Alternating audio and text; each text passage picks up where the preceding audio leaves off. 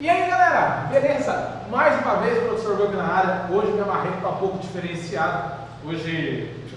O que é isso? Marreta? Deixa eu provar. Ô gente, hoje vamos finalizar então esse período da ditadura militar. Vamos entrar na fase da redemocratização. Então esse é um ponto muito importante para você se lembrar de alguns acontecimentos, como governo Figueiredo, lei da anistia, vem um atentado ao Rio Centro, vem a proposta da emenda Dante de Oliveira, que será rejeitada, e claro, o pluripartidarismo, então abertura para vários partidos, um período que marca essa fase da busca pela democracia, então na fase da redemocratização, vai começar com mais força com a eleição indireta do Tancredo Neves, que não vai assumir porque vai morrer, tudo bem? Vamos finalizar a ditadura civil-militar no Brasil? Bora! Let's go! Olha aqui, ó, o governo Figueiredo. Então começou com a saída do Ernesto Geisel em 79, né, e vai até 1985, 84 para 85, tá bom? Vamos começar com a lei da anistia. Muito discutia-se, muito pedia-se por uma lei que anistiasse os exilados políticos, os prisioneiros políticos, né, dos crimes cometidos segundo o governo ao longo dessa ditadura, tá? Foram julgados pelo Tribunal Militar, inclusive, e o Figueiredo era um militar, claro, de uma linha mais moderada. Figueiredo tinha algumas posturas um pouco polêmicas, né? Que ele dizia, por exemplo, que preferia os seus cavalos do que as pessoas, né? Preferia muito mais o cheiro dos seus cavalos do que o cheiro das pessoas e tal, e acabou morrendo muito pobre, né? Essa é uma história do Figueiredo, mas seus netos, seus filhos acabaram ficando muito ricos, e só ele, coitadinho, morreu bem pobre. Tá? Lei da anistia. A população pedia, queremos anistia. O governo, ok, daremos anistia. Ampla, geral e restrita. Esse era o pedido. Tá? Só que quando vem a lei da anistia, gente, ela vem como uma lei de mão dupla. Como assim de mão dupla, professor? Porque ela beneficiou aqueles prisioneiros políticos e exilados políticos, aqueles torturados, mas também anistiou. O que é a anistia? O perdão. Também perdoou os torturadores. Então, agentes do Estado que haviam praticado esses crimes de tortura também foram perdoados. Ou seja, anistiou todo mundo. E por isso ela foi muito criticada. E ela está em vigor, ela está em vigor até os dias de hoje. Então, esse é um ponto muito importante para vocês atentarem. Tá? Casos como Argentina, Chile, tá? Paraguai, né? Essas leis da anistia que também foram criadas, elas foram revogadas pelos governos pós-ditadura. Aqui no Brasil não. Então, aqui no Brasil, esses torturadores não foram presos, tá? Não foram nem julgados pelos seus crimes. Tudo bem? Esse é um caso muito curioso. Tá? Veja aqui, deixa eu te mostrar as imagens no cartaz de propaganda da época da lei da anistia. Olha lá, as pessoas que eram procuradas porque estavam desaparecidas, né, haviam sido presas ou capturadas na rua e desapareceram. Provavelmente o destino dessas pessoas foi a morte. Tá? Mais uma aqui, ó. Protesto de rua. Vejam lá, anistia ampla, geral e restrita. Esses são pontos importantes para vocês se lembrarem. Tá? São aí as ruas, pedia pela anistia, que atingisse a todos, etc e tal. Quando o governo baixa a lei da anistia, vem uma lei de mão dupla. Isso é um ponto muito importante para guardar na rede, na cabeça. Passando aqui, vamos no pluri. Na época da ditadura, no início, bipartidarismo.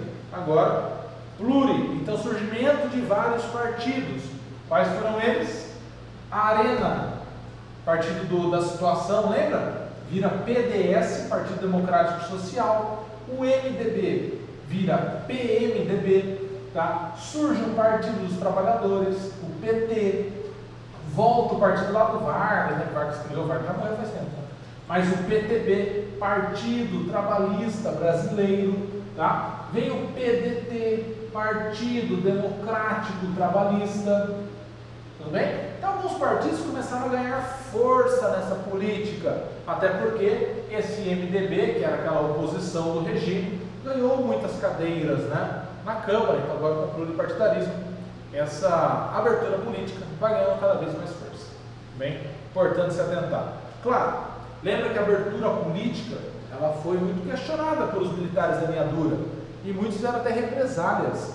Uma das represálias foi a morte do jornalista Vladimir Herzog, tá? Mas uma outra bem conhecida também foi esse atentado no Rio Centro, né? Quando um Puma explodiu, melhor, uma bomba explodiu dentro do carro e matou uma pessoa. Então era um atentado no Rio Centro, um local de grande aglomeração de pessoas. Estava tendo uma festa para os trabalhadores, tá ali no finalzinho de abril, antecipou-se da comemoração do feriado de 1º de maio, e explodiu essa bomba, né? E quando explodiu essa bomba, o sargento aqui, Guilherme Pereira do Rosário, estava dentro do carro. E aí, na época, se noticiou como um atentado comunista. Então, os comunistas estão tentando um atentado para pressionar o governo, então temos que fechar o governo. E quando foram fazer as investigações, descobriram que era um militar, era o sargento Guilherme, que estava no carro. E que, na verdade, esse atentado havia sido planejado pelos militares de linha dura. Só que ele não deu certo, porque a bomba explodiu dentro do carro. Era para essas bombas terem sido instaladas em volta ali para causar esse medo na galera. E como uma explodiu antes, acabou jogando por água abaixo. Na época se abafou, tá, esse escândalo que era militar e tal. Até o seu parceiro também depois recentemente deu uma notícia, deu uma entrevista dizendo que não, que foram os militares da linha dura. Pouco tempo depois ele já desmentiu, falou, não, na verdade eu me confundi e tal. Então, uma situação que até hoje é um pouco polêmica, tá, você tratar. Outra questão aqui é a emenda Dante de Oliveira. A população fazia vários protestos, né, pedindo aqui para votar o presidente, para eleições diretas, e vem a emenda Dante de Oliveira, vai para o Congresso rejeita a proposta de eleições diretas. Só aumenta os protestos, tá, e vieram as eleições indiretas. Paulo Maluf concorreu, Lula ainda não, né? E o Tancredo Neves, dois nomes fortes aqui, tá? E na eleição, quem acaba sendo eleito indiretamente foi Tancredo Neves, tá? Só que Tancredo Neves acaba tendo problema de saúde, é internado, morre. Quem assume? O vice. O vice, chamado José Sarney, era um apoiador da ditadura. Entende? Então é por isso que nós falamos que essa transição da ditadura para a democracia, ela foi uma decisão ali muito pacífica, muito tranquila, né? Porque você não gerou traumas para esses ditadores anteriores, né? E apoiadores, os filhos da ditadura, vamos pensar assim, eles continuaram no poder. Entende? Até que não teve nenhuma investigação sobre os crimes políticos e tal. Só foram surgir essa investigação no governo de Dilma Rousseff. Tá? Então vem a Comissão Nacional da Verdade, para estudar, para investigar as pessoas que desapareceram, onde elas estão, alçadas, se elas estão vivas, se elas estão mortas, tá? Se elas morreram, tentar encontrar esse corpo, tentar encontrar essas ossadas, tá? Muitas valas coletivas, né, foram localizadas com vários corpos lá enterrados, várias ossadas. Outros desapareceram, então você sabe se jogou no mar, se foram incinerados, foram queimados, né? Então é uma situação muito complicada. A Dilma que foi, né, foi uma guerrilheira, lutou contra o governo, foi presa durante a ditadura, tá, acusada de terrorismo, porque lutava contra o governo. Não lembra aquela aula, né, dos guerrilheiros, terrorismo, né, a visão que cada um tinha, tá? Foi torturada, inclusive, vocês sabem disso, né? E aqui depois chegou a presidência do Brasil. Bem, e aqui para a gente fechar então essa aula de hoje, eu quero destacar com vocês algumas charges. Vamos lá, porque nas próximas nós falaremos do período da redemocratização, do governo Sarney, por aí vai. Tá? Vejam aqui, ó, tentando, né, então o militar tentando apagar essa fase de 64, do golpe, da ditadura, do boicote, da tortura, da repressão, desaparecidos, né, isso é importante lembrar, tá, da Comissão da Verdade, que a ideia era, vamos investigar até os crimes lá da era Vargas, tá? Mas não conseguiu punir ninguém foi preso. Por quê? Mantiveram a lei da anistia. Então você não tem como prender ninguém. Tá? A anistia perdoou os crimes. Teria que revogar essa lei para aí sim julgar essa galera. Então esses torturadores, essa galera e tal, tá tudo morrendo, tá? E tranquilo. Tudo bem? vão fundo, lá, pode entrar aqui no arquivo, você vai o arquivo está do outro lado. Tá? Muitos militares aqui no Brasil levaram documentos sigilosos para casa, quando acaba o regime. Então, assim, muitos documentos foram destruídos, tá? Que pudessem incriminar a pessoa, incriminar aquela família ali, de militares, foram destruídos. Tá? Olha aqui o DOI-CODE, né, começando a jornal lá em São Paulo, então, o batalhão da Polícia do Exército, né, e aqui a entrada, né, simbolizando o pau de arara, o ano da tortura.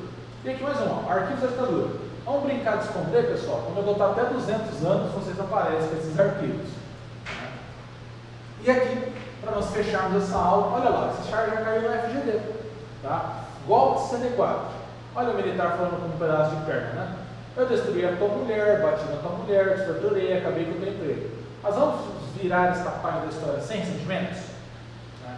Então é uma fase que nós não podemos deixar passar, né? Você tem que estudar isso, porque você não pode permitir que isso aconteça novamente. Uma fase de perseguição, de prisões, de torturas, onde muitas vidas foram tiradas por ações do Estado, um Estado violento, um Estado autoritário. Se você não concordasse com o Estado, a chance de ser preso e torturado era muito grande. Isso é importante. Vamos fechar essa aula de hoje então. Se cuidem, até semana que vem, até as próximas aulas. Beijo do boi, valeu!